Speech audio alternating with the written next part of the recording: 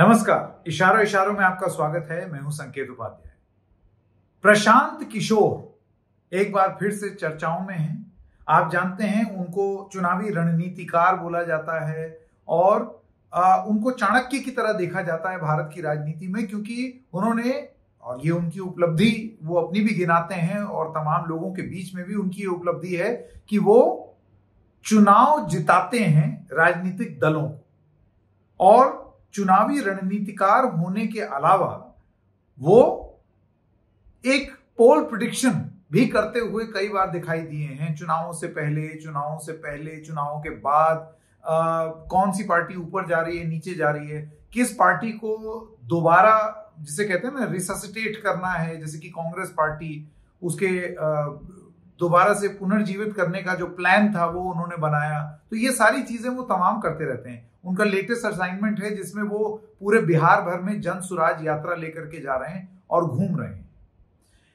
अभी हाल फिलहाल प्रशांत किशोर ने 2024 के चुनाव से पहले तमाम इंटरव्यू दिए, और इन तमाम इंटरव्यूज में एक के बाद एक जो वो इंटरव्यूज दे रहे हैं, उसमें उनका विश्लेषण ये है कि नरेंद्र मोदी 2024 में फिर वापस आएंगे।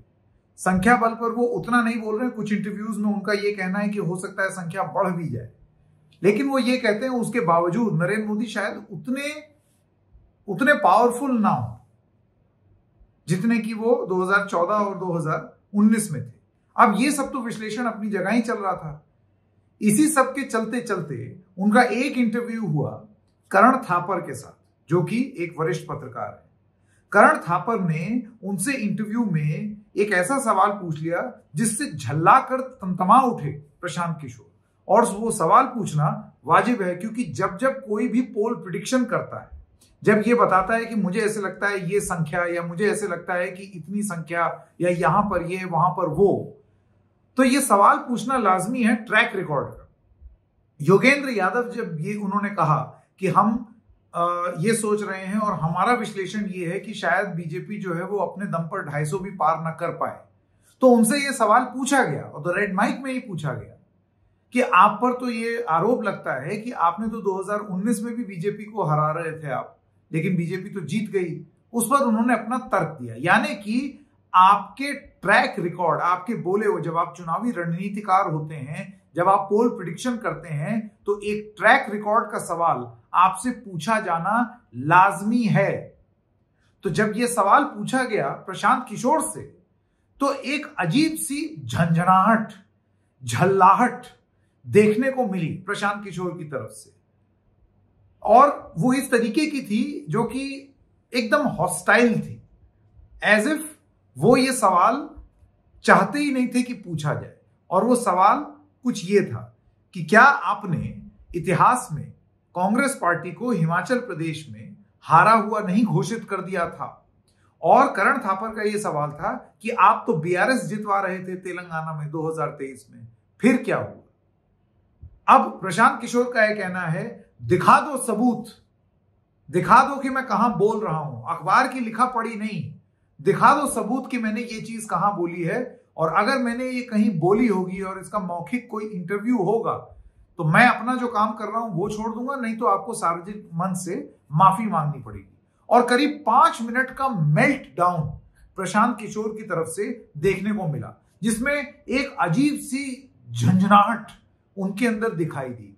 तिलमिलाए हुए प्रशांत किशोर, झक्कियाए हुए प्रशांत किशोर, अजीब सी एक स्थिति उनकी देखने को मिली। Let me put this to you. How confident are you of this? As confident as I could be. What does that I mean? have ever been. I'll tell you why I listen, Karan. I'm not in the business No. of predicting I'll tell you. I'll tell you why I in asked my that life. question. I'll tell you why I asked that question. How confident are you? Because in May 2022, you predicted that Congress would be routed in Himachal. It won. In September 2023, yes, Did I? You're on record. Wait, where? You're on record. We've got it. No, but this is your last time also. You are always trying to create a hypothesis and trying to put it on the guest side. No, I'm not creating a hypothesis. Show me a video, Karan.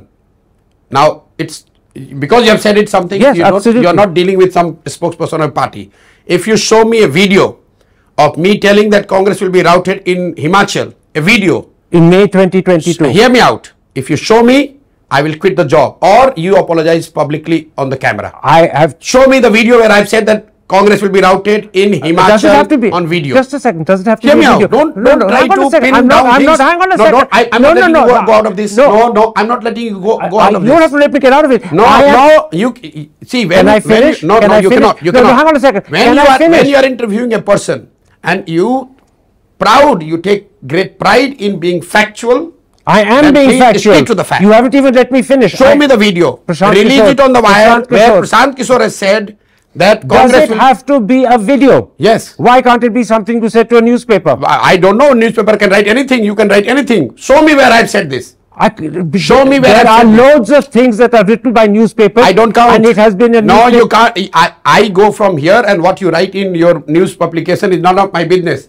What I say, show me that words. If I have said that Congress will be routed in Himachal in 2022, I am saying on camera, on record, that I quit what I do. But if you are wrong and trying to put your perception in my as my statement, then please be man enough to say sorry about it. Forgive me. I am always man enough to tell. Let me finish now. Let me finish without your raising your voice.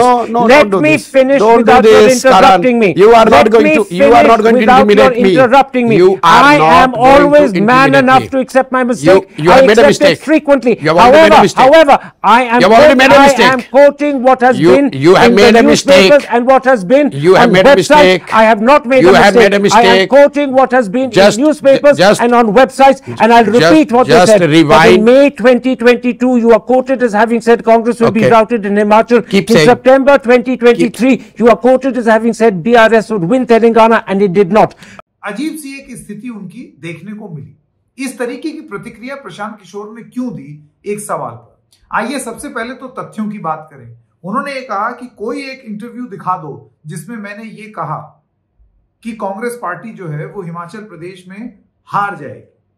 तो ऐसा है, interview तो हो या ना हो, लेकिन प्रशांत किशोर ने ट्वीट के माध्यम से काम आसान कर दिया। अब जो आप स्क्रीन पर देखेंगे, ये है प्रशांत किशोर का 20 मई 2022 का एक ट्वीट 12:26 का, जिसमें उन्होंने खुद ही लिखा है, I have been repeatedly asked to comment on the outcome of the Udaipur Chintan Shivir. उस समय कांग्रेस पार्टी की उदयपुर चिंतन शिविर हुई थी। In my view, it failed to achieve anything meaningful other than prolonging the status quo and giving some time to the Congress leadership. यानी कि उनका यह कहना है कि मेरे हिसाब से ये उदयपुर चिंतन शिविर कुछ भी हासिल करने में नाकाम रही और कांग्रेस को यथास्थिति बरकरार रखने के लिए कुछ और समय प्रदान कर रही है। At least till the impending electoral rout in Gujarat and Himachal Pradesh, यानी कि एटलीस्ट कम से कम तब तक जब तक चुनावी हार गुजरात और हिमाचल प्रदेश में नहीं हो जाती है। तो आदरणीय प्रशांत किशोर जी, अब आप अपने ट्वीट को कैसे झुठला देंगे? तो आप ही का ट्वीट है। इलेक्टोरल राउट का क्या मतलब होता है? चुनावी हार। राउट का मतलब क्या होता है? चुनाव से बिल्कुल खदेड़ दिया जाना। इलेक्टोरल मतलब चुनाव। किसका ट्वीट है ये? किसके शब्द हैं? कब छोड़ रहे हैं आप चुनावी रणनीतिकार की नौकरी? क्योंकि आपने तो ललकार दिया, आपने तो कहा मैं छोड़ दूंगा। अपना वो आप छोड़िए ना, जो आप कह रहे हैं कि मैं मेरा वीडियो दिखाओ, ये तो आपका ट्वीट है, ये तो लिखित प्रमाण है, वीडियो प्रमाण तो छोड़ ही दीजिए। अब ये मत कह दीजिएगा मेरा अकाउंट हैक हो गया, क्योंकि आपकी बात है। अच्छा, ये कब की बात है ये जो प्रशांत किशोर ये कर रहे हैं?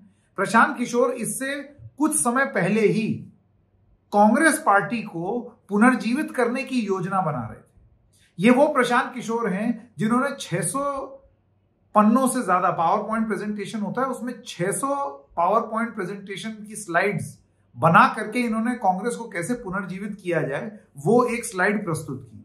सूत्रों के हवाले से कुछ खबरें आई कि इन्होंने कुछ मांग ऐसी रख दी कि कांग्रेस पार्टी ने बोला कि नहीं भाई, ये तो हम पूरा नहीं कर पाएंगे। ये पूरी तरीके से कंट्रोल चाहते थे, ऐसी उस समय बातें हो रही थी। वो नहीं हुआ तो उसके कुछ ही दिनों बाद ये प्रशांत किशोर निकल पड़े जन सुराज यात्रा के साथ पूरे बिहार भर में। तो बिहार भर में जो है अब ये यात्रा कर रहे हैं, यानी कि एक तरफ कांग्रेस रिवाइव कर रहे थे और उसके कुछ ही दिनों में, अगले ही लम्हे आप जो है बिहार सुधार पर निकल गए। एक सवाल मैंने भी इनसे पूछ दिया था और मैं आप लोगों को अपने व्यक्तिगत अनुभव से बता दूं प्रशांत किशोर के बारे में। मैंने तमाम चुनावी रणनीतिकारों का इंटरव्यू किया है। प्रशांत किशोर की बात जो है वो इंटरेस्टिंग तो होती है, सुनने में भी अच्छा लगता है, एक ऐसे लगता है कोई नॉलेजेबल आदमी बोल रहा है। लेकिन प्रशांत किशोर से ज्यादा रूड, प्रशांत किशोर से ज्यादा अनप्रोफेशनल और प्रशांत किशोर से ज्यादा झन्नाया हुआ और कोई चुनावी रणनीतिकार का इंटरव्यू मैंने नहीं किया है। लोग अपनी बातें रखते हैं, लोग अपनी बात कहते हैं, तमाम लोग इंटेलिजेंट तरीके से अपनी बात प्रस्तुत करते हैं, लेकिन इतना ज्यादा एरोगेंस लेकर के अपनी बात रखने का जो तमगा है वो प्रशांत किशोर ने हासिल किया है। और कम से कम ये तो मैं व्यक्तिगत अनुभव से बोल सकता हूं। सवालों में जब उनके मुताबिक सवाल ना हो तो ये जो झुंझलाहट आपको दिखी है ये उनको बहुत ज्यादा होती है। वो 1 मिनट में 6 मिनट का काम करने की कोशिश करते हैं। और ये मेरा विश्लेषण क्यों है, इसको आप एक अच्छी चीज भी गिना सकते हैं। आपका ये है कि भाई कम टाइम में आदमी बहुत कुछ करने की कोशिश कर रहा है। इसको खराब इसलिए मैं मानता हूं क्योंकि अगर जैसे आप उनसे मिलेंगे, he has a problem what I noticed of being shifty eyed. वो लोग जो कि आपसे हाथ मिलाएंगे, अगले ही लम्हा आपका जूता देखने लगेंगे, बाल देखने लगेंगे, चिड़िया देखने लगेंगे, मतलब आसपास की चीजें देखने लगेंगे। दे साइज यू अप। ये एक तरीका है उनका, ये उनका एक बॉडी लैंग्वेज है। उनको मुबारक, उनकी इंटेलिजेंस पर शक नहीं है। उनकी तमाम बोली हुई बात और उनकी तमाम रणनीतियों का फायदा भी देखने को मिला है अलग अलग पार्टियों को। जैसे कि उन्होंने ये घोषणा की कि तृणमूल कांग्रेस 2021 में 200 पार हो गई।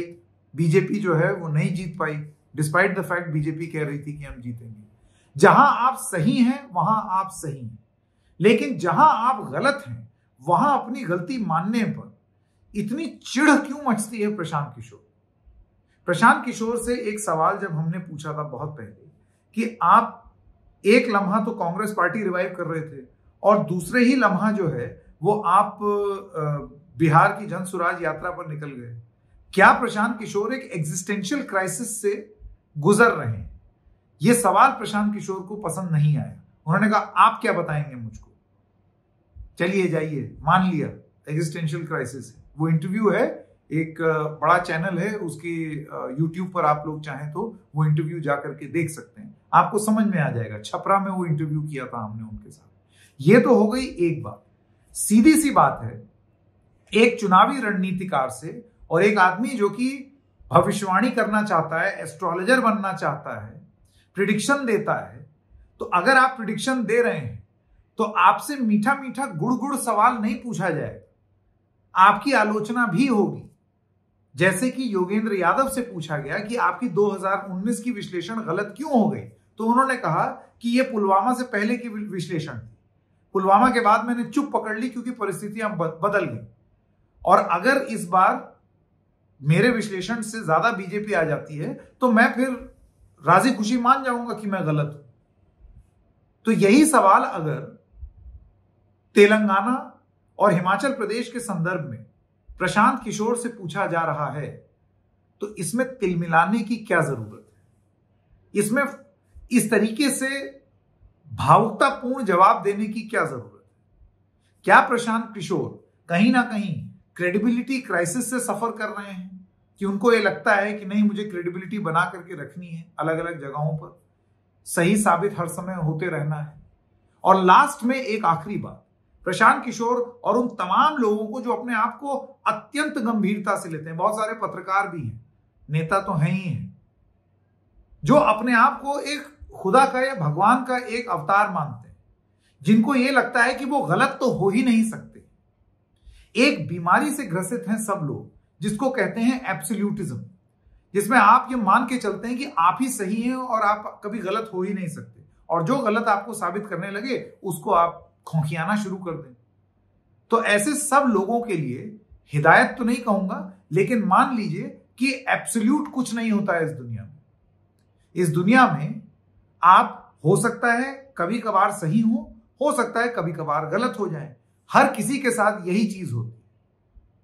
आप दूसरों को कहते हैं कि be man enough to acknowledge your mistakes, लेकिन क्या ये लोग मैन इनफ वाला तो फ्रेज ही खराब है। क्या ये इस तरीके के इंसान हैं जो कि बिना फ्रस्ट्रेटेड हो करके अपनी गलतियां कबूल कर सकते हैं या मान सकते हैं? इस इंटरव्यू के बाद ऐसा लगा कि शायद प्रशांत किशोर उन लोगों में से नहीं है जो कि अपनी गलतियां माने। इशारों में बस इतना ही। आप बताइएगा कि आप इस पूरे प्रकरण के बारे में क्या सोचते हैं या आपको क्या लगता है।